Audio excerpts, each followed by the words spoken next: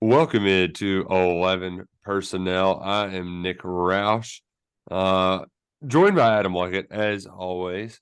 And today I'm bringing it's been a cloudy, snowy, icy day in Louisville, Kentucky.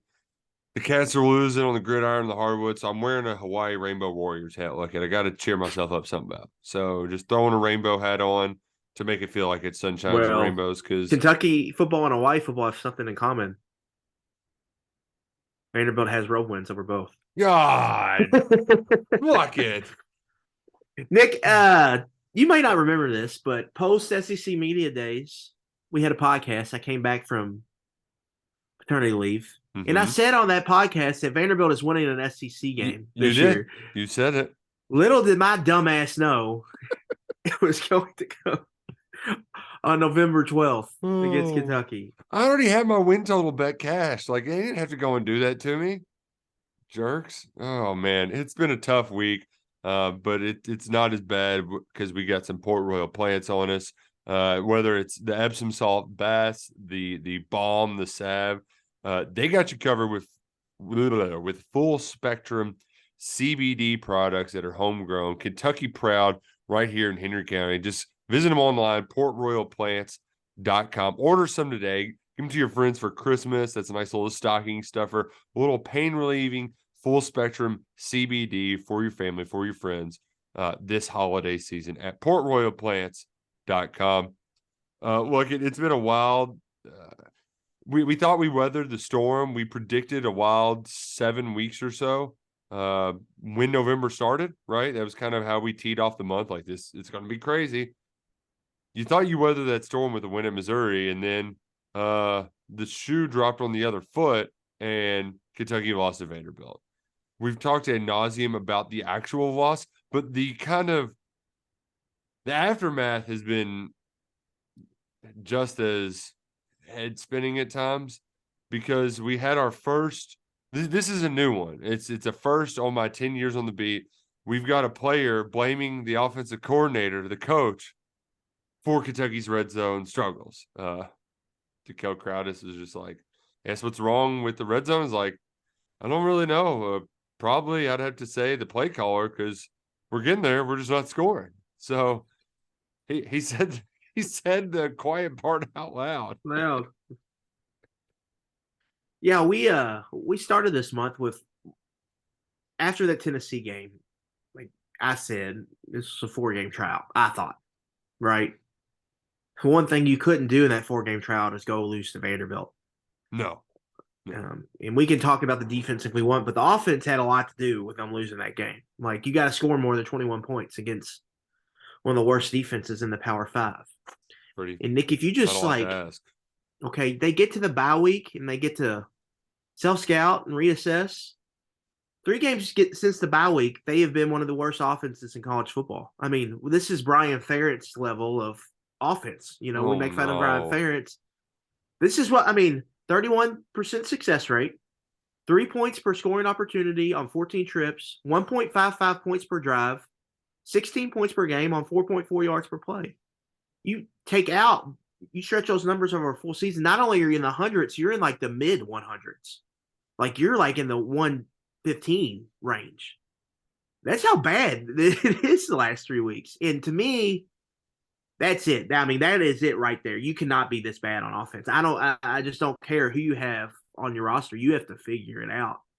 And it's just been bad. And, you know, we hear from DeKel yesterday.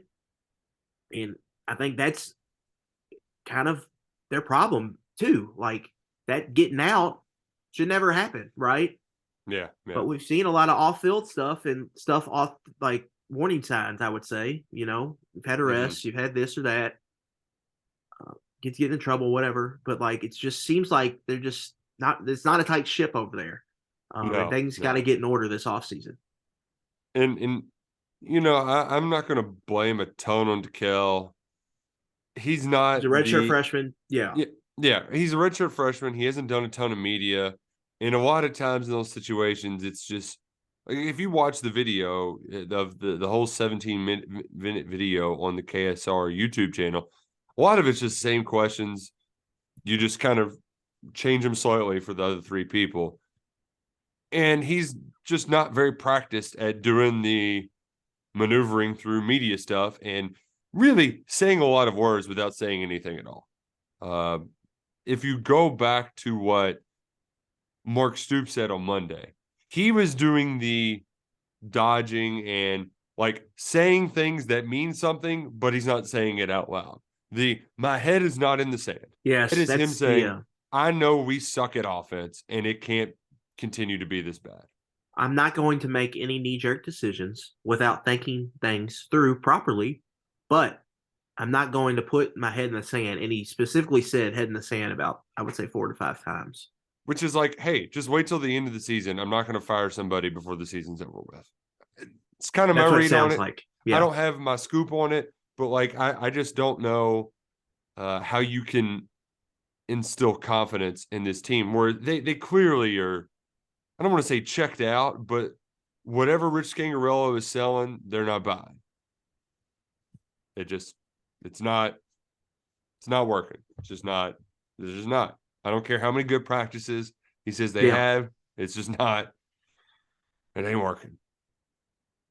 It ain't working. Yeah. Does not seem like a fit. Yeah. Right. It just hasn't fit for whatever reason.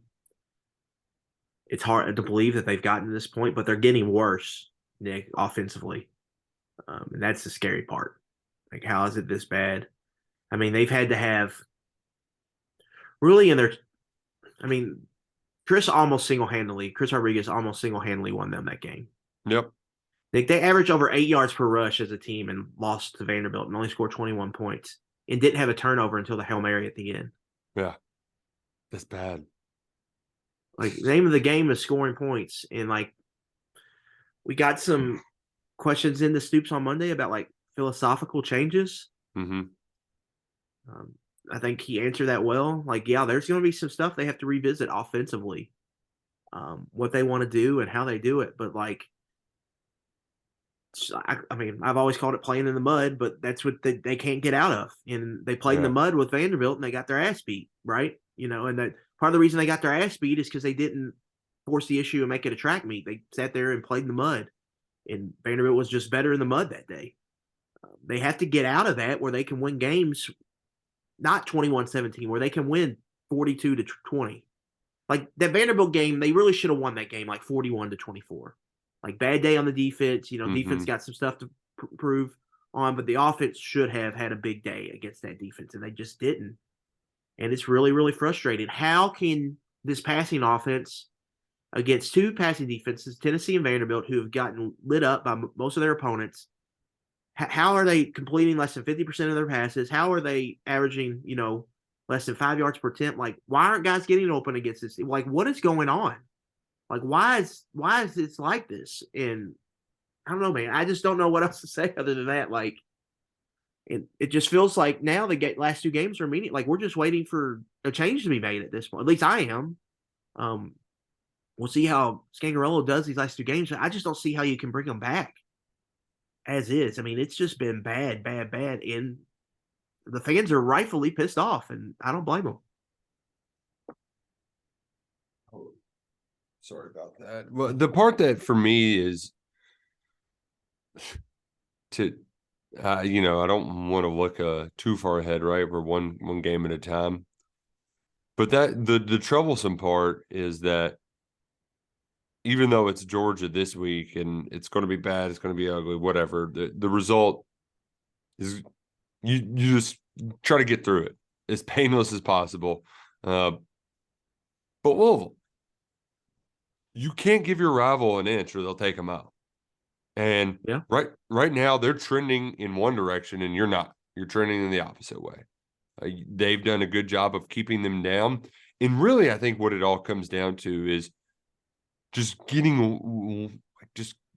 one last buy-in, getting everybody to rally around beating this Louisville football team. And that you know, Stoops he even admitted like something's not reaching them this year.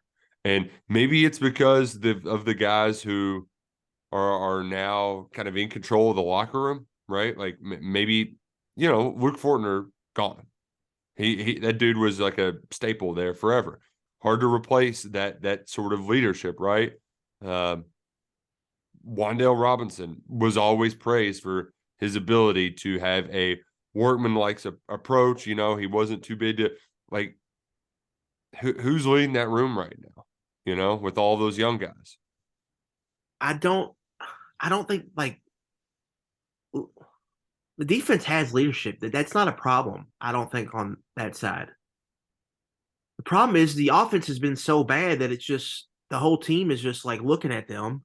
And then you have the kicking game issues on top of it. So everybody's looking Yeah, at them like, what are you doing? It's just been a culmination or calamity of errors. it's like there's a lot of finger pointing too that feels Yeah. like it's happening right now. And And then like, when you got a player calling out like it's everybody else's fault sort of deal, like, and they're all kind of right except for the defense, right? yeah, Like you like could point what, your finger at everybody, and there's some faults except for but Chris Rodriguez and the defense. even the defense figured it out with injuries.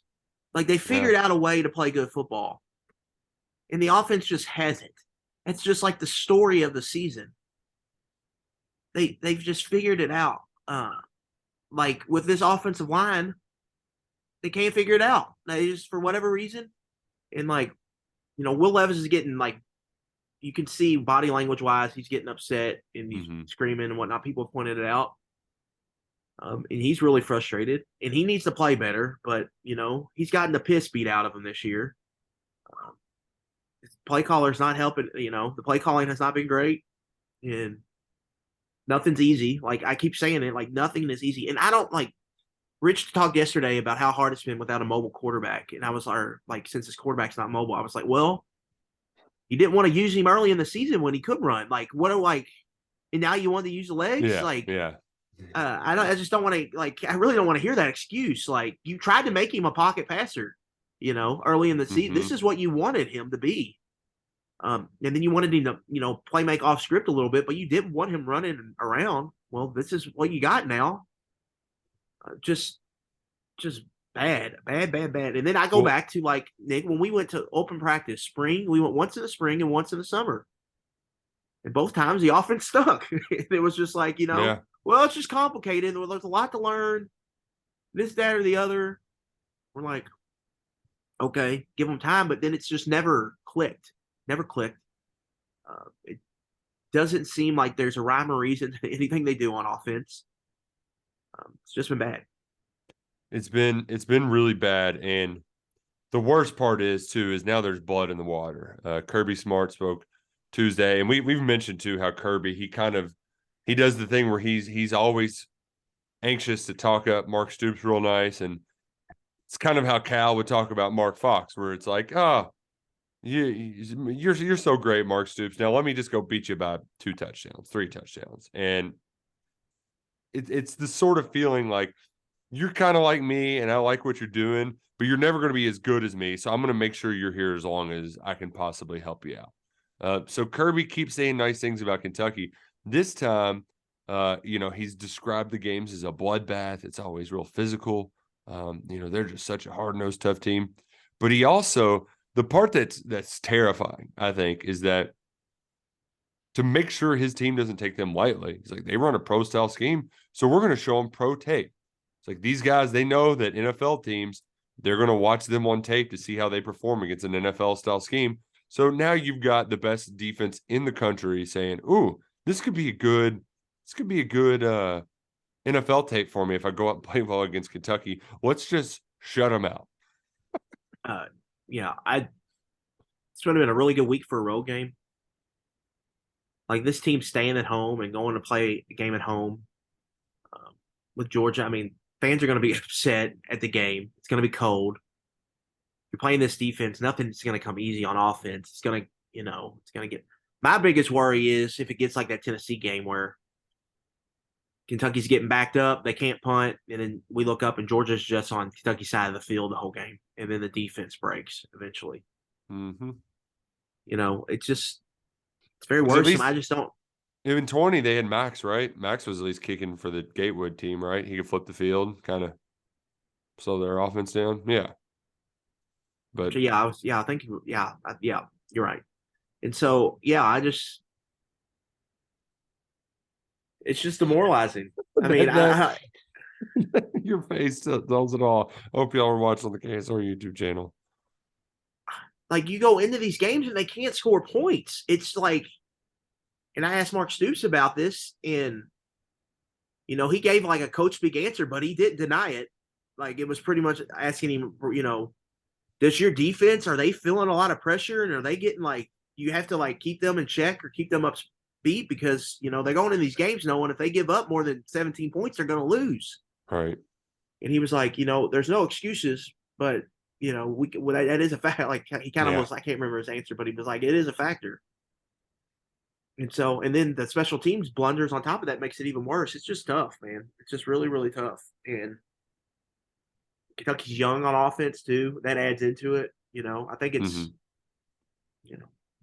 Dane Key and Barry and Brown are going to play a lot of football for a long time, but they probably hit freshman walls here. I think that's fair to expect. And so it's getting through that, and it's just bad. I mean, then you have the Tavian Robinson stuff, Nick, like he was liking tweets saying, that he needs to get more targets. Whatever.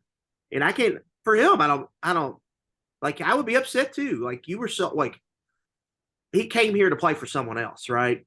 Like, he came here to play for Liam Cohen. Mm-hmm. And the offense has changed. And it's just been, I feel for Levis too. Because he came here to play for Cohen. Now he's got this guy, Rich Gangarello, and it's just not working at all. And like, what are we, 4-hour offensive meeting with Mark Stoops Sunday? How do we think that went, Nick? Oh, I'm sure it was all sunshine and rainbows, just like my Rainbow Warriors hat. I mean, in Levis too, he's been through this offensive coordinator churn before. He knows that this dude is like, it's not working. Yeah. Like, you can see it. So it's been bad. So like, one thing I do think we do well, because really, like, how much are we going to preview that George is damn good at football? Brock Bowers is going to, like, this week it's not even about the Georgia at all. Which is sad, because going into the season, this could have been a lot of fun. You get undefeated number one team in your house in November, with a team that was supposed to be top 20 good. Yeah, it's disappointing. And then I get to thinking, like, what if Kentucky came out and played one of their best games and lost close? I think it would just make people mad. Like, well, where was this all year? Like, it's just been a slog of a season. It's just been nothing but very disappointing. Like, the whole year, it was like just a huge disappointment. It's on the decline. It's sliding down. And as you're saying that too, some dude just that works for a ticket broker is emailing like, yeah, here's some data that you can use. The price of tickets is sliding down. Oh man. But it's going to stink. We'll be there. We'll get through it together. Kind of like Andy and during COVID, we're all going to get through this together. But one thing that I do enjoy about this show is we like to get big picture. We like to think 3 steps ahead, even if it is projecting our brains out. It's just fun. So, look, let's have some fun, shall we? Who's next? Who's next after Coach Rich? Because like we're getting our ducks in a row, right, to have things in order for when the inevitable happens. And you're looking at a situation where the hardest part about projecting what's next is going the pro route inevitably is going to put you behind the 8 ball if you want to go back to a guy who's in the NFL right now. It just was. They're probably not going to want to dip mid-season. Last time Stoops took his time and just kind of kept everything together and had Vince call plays. But they didn't have an OC until Liam was hired in late January. They were playing in the playoffs when he did his introductory press conference, right? Yeah, but they were able to hire him before like he was in place while they were still it was like right at the end of the NFL regular season.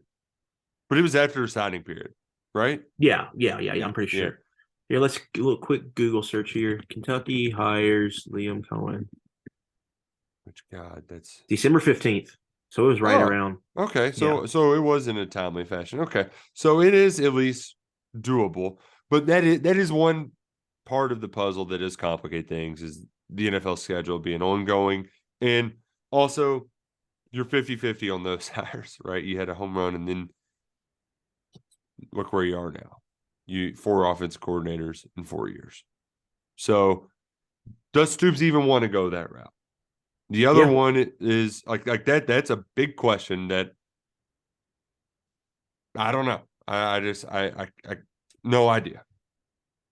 Well, Nick, I've got 15 names written down Ah, on my little hot board draft list. Okay. A mixture of college, NFL. I think regardless here, Power Five experience is going to be a must have if they do move on.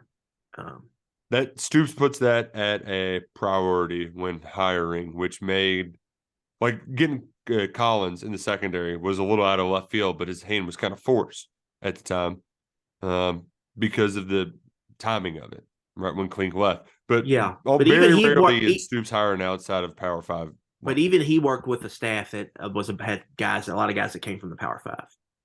True. Like Cohen in really Brad White was different too. Um, but I guess he played Wake Forest, so he had some. But He had at Cohen least a frame of and reference. Scangarello just had none. And I think Yeah. Cohen I think that took him some adjustment time. I think he did a good job adjusting. I wonder if Scangarello really knew what he was getting into here. Um, that's just me thinking. It just seems like the job was maybe a little bit bigger than he thought it was going to be. Uh, the comments about like how every game's life or death kind of thing. Yeah. Well, it's like, yeah, they Power pay Five him. football. They're paying you're making $3 million over 3 seasons because they want you to score points and win games. um, so some of those comments he's made I just wonder if he really. I don't think I just don't. I don't wonder if he really knew what he was getting into. And in some of his comments, like he's walked back now Mm-hmm. earlier in the season. I just don't. I just think he Like underestimated the what like stakes, the style, the this the is. defenses, the way that you have to operate, just play calling like that where you can't just talk it into somebody in the microphone. Like there's some very Yeah, that fundamental stuff. like things that are different that it felt like it's Yeah, taking him a long time. I just wondered if he underestimated all that. It's a big NFL's different, but this is still a big brand of ball. You know what I'm saying? Mm-hmm. Like this is a big deal. Um, and so I think Power Five experience is going to be really important here. And so the first name I really thought of as soon as two names I really thought of as soon as this opened Okay. was Dan Mullen, Ooh. Brian Hartline.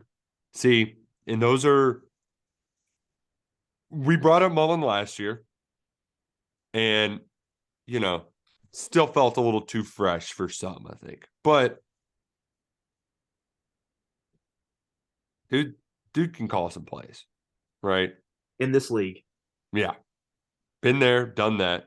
He's coach done that at quarterbacks. like Mississippi State is kind of the Kentucky of the West, right? Like he had the number one for a long time. And the number one thing with Mullen is like we all know Stoops wants to run the ball, play ball control.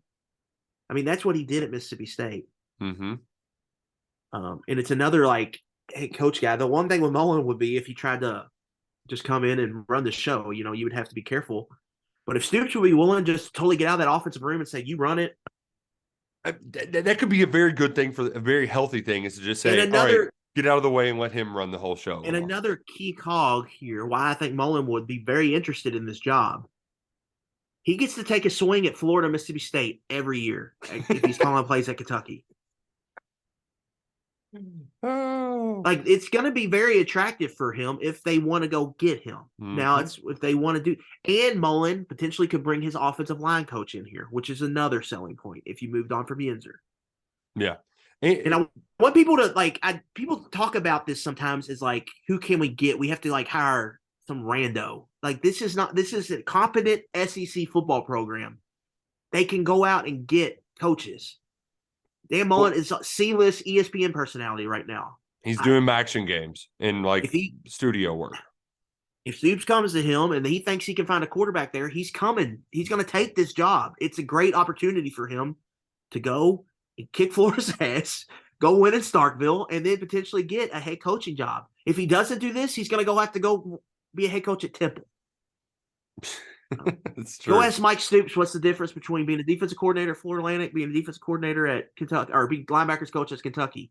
It's just different, It's a different level of ball. That's all I'm saying. I just think if they wanted to do that, I think that's potential opportunity. So, and he could start. He could be here tomorrow. Here is the point I made on my radio show earlier this week, talking with my pal TJ Walker. He's just like, you know what? I want somebody who has proven that they're a competent play caller at the Power 5 level.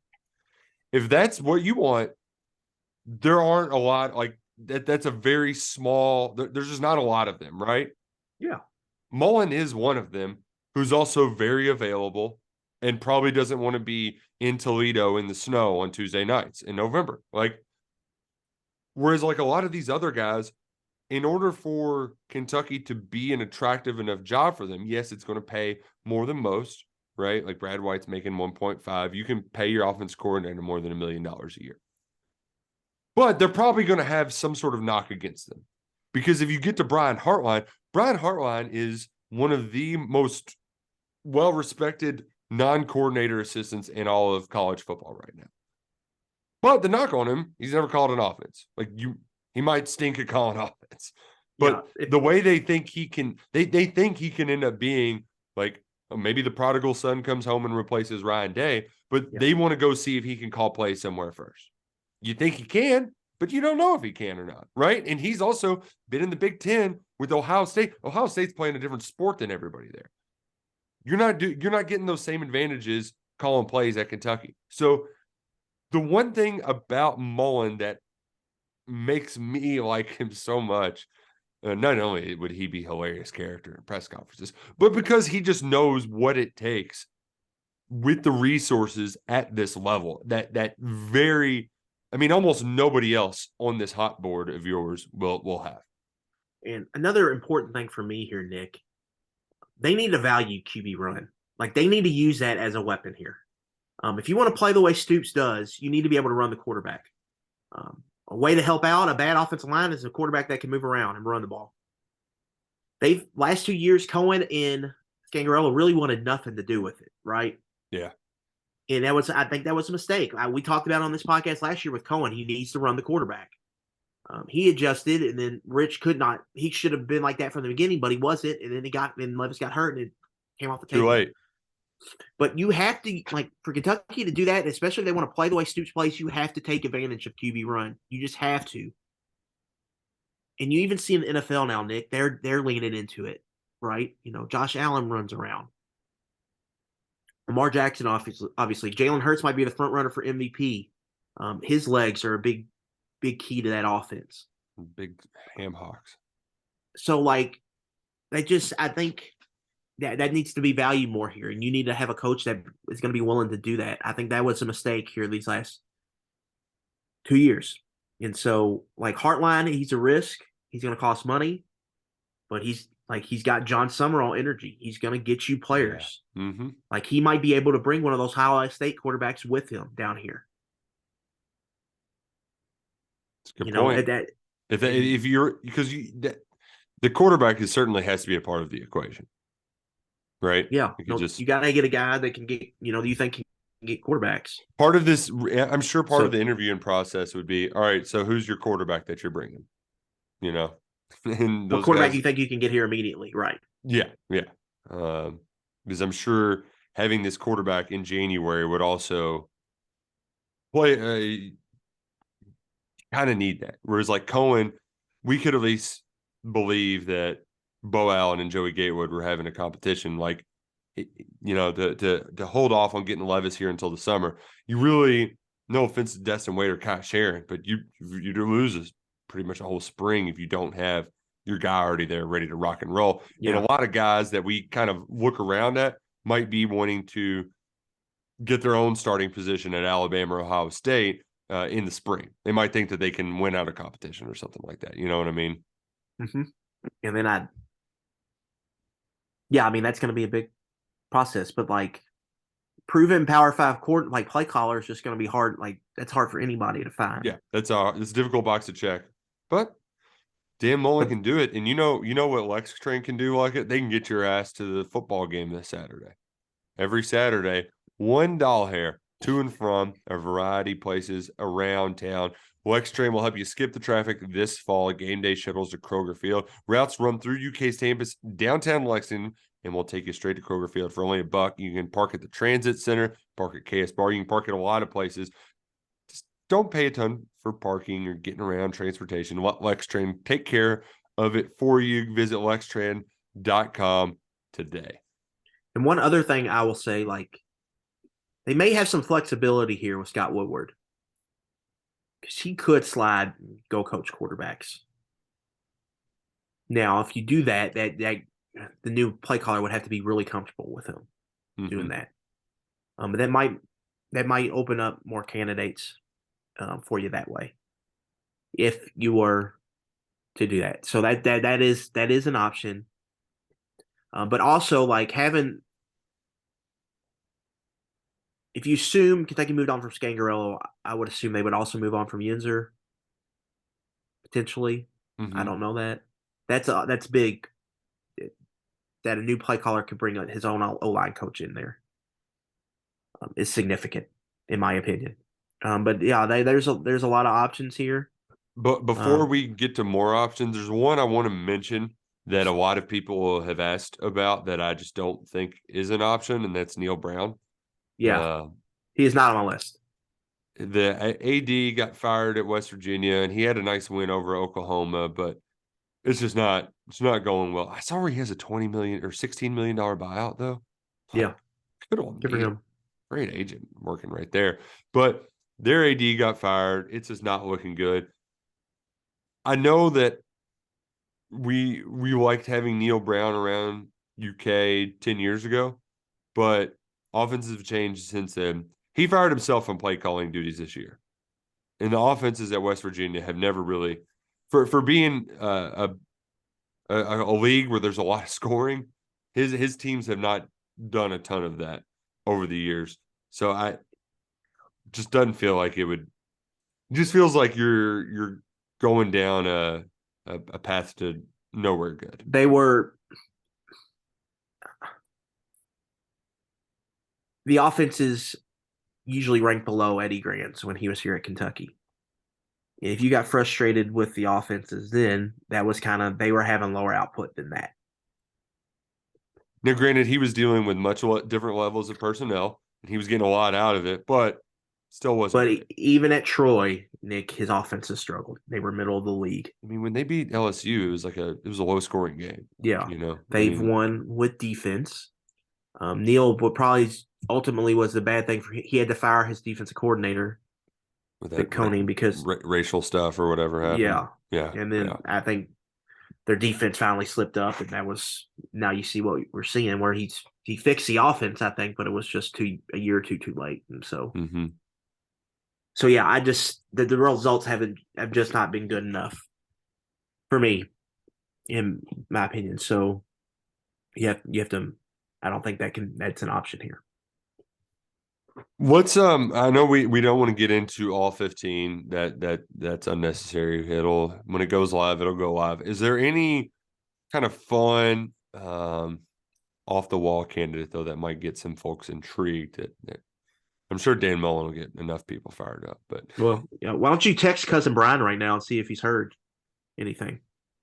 Bring Brom home. You know me, I'm all on the bring Brom home train. I still like as much as I would love that from a personal standpoint. I just can't see Mark Stoops ever hiring somebody that hasn't been on an offense that's ran the football. I mean, they had some dude before they went and upset Illinois. There was some dude saying like, hey, Jeff needs to fire himself and hire his brother because they aren't running the ball at the goal line. You got to run. You can't throw the ball at the goal line. It's like Jeff Brom's going to throw 3 passes from the 3-yard line. That's just what he does. Like, you know, but it is sick and twisted though. Like it would be nice if Jeff's offense could merge with Stoops' defense. Chris Rodriguez, that'd be fun.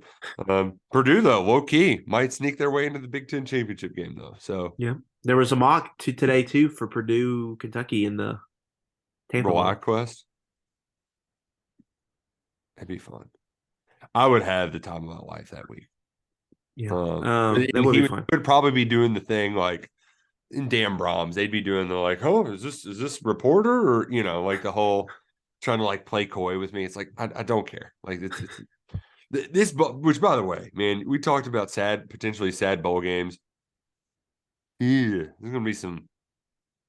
That's gonna be a game unlike any other I've covered.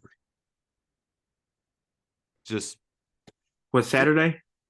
no, the whatever bowl game UK's in. Like who's gonna play? What's it Oh, going? yeah. Who knows? That's gonna be that's gonna be something. I think that's where I'm at right now is I'm hoping for Vegas. At least give us a couple days in Vegas. Maybe play a good opponent.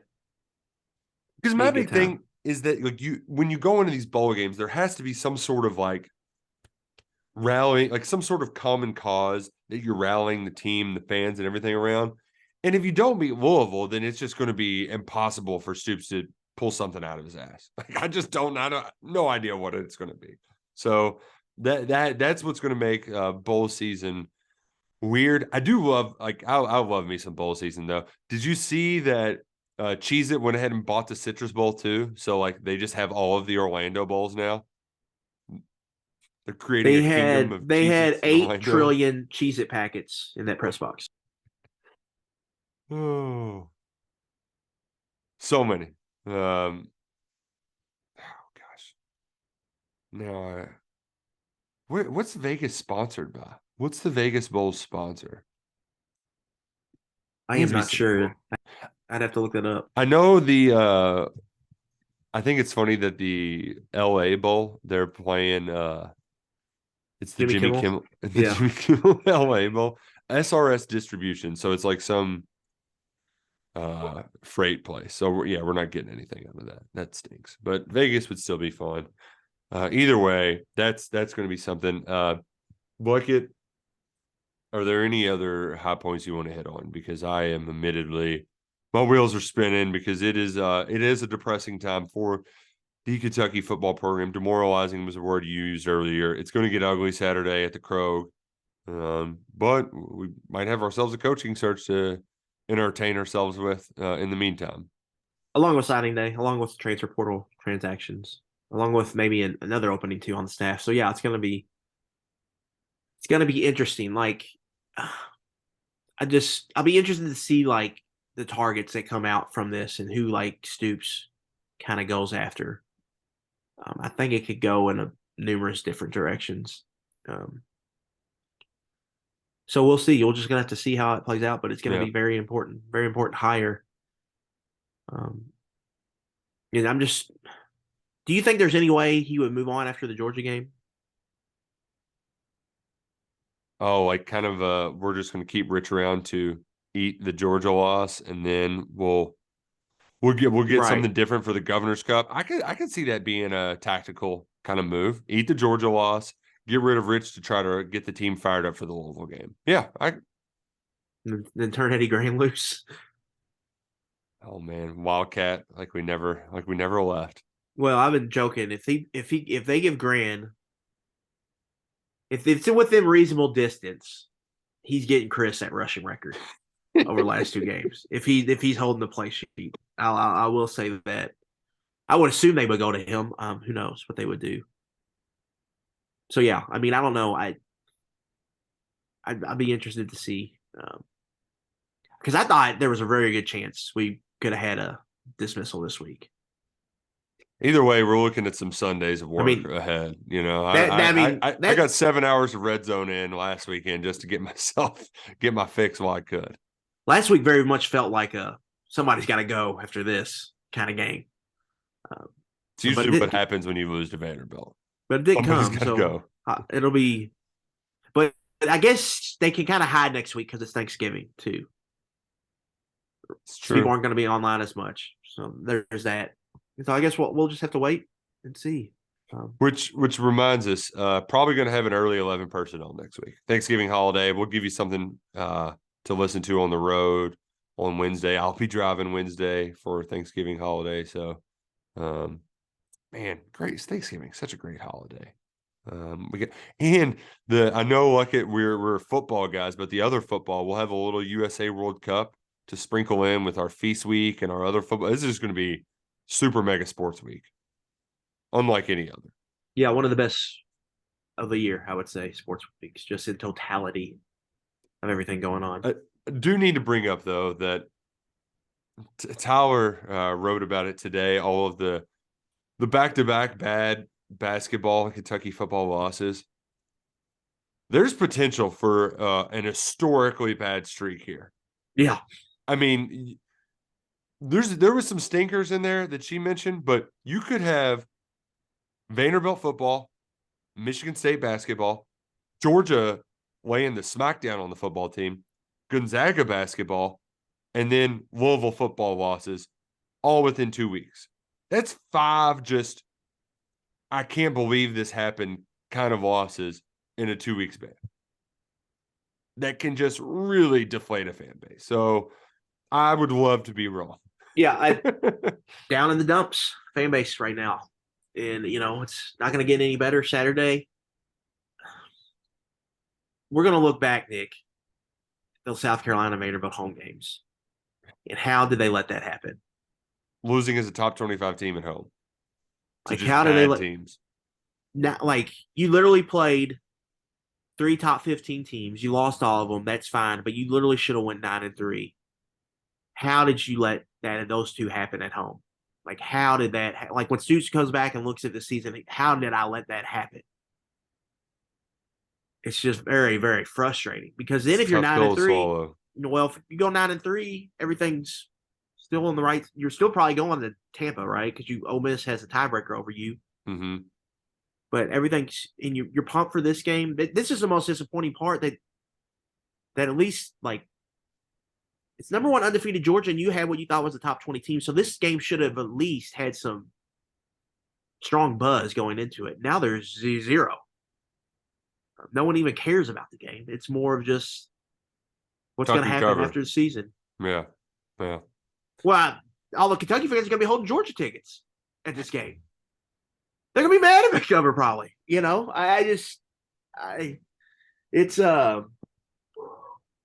not a great place to be right now. And it just feels like just need to end the season. And then you're in the danger zone next week. You got to win that game. If not, things could get really, really ugly. It's tough. We're in a tough spot, but we're gonna power through throughout this tumultuous couple of weeks following the Kentucky football program. Stick around with us.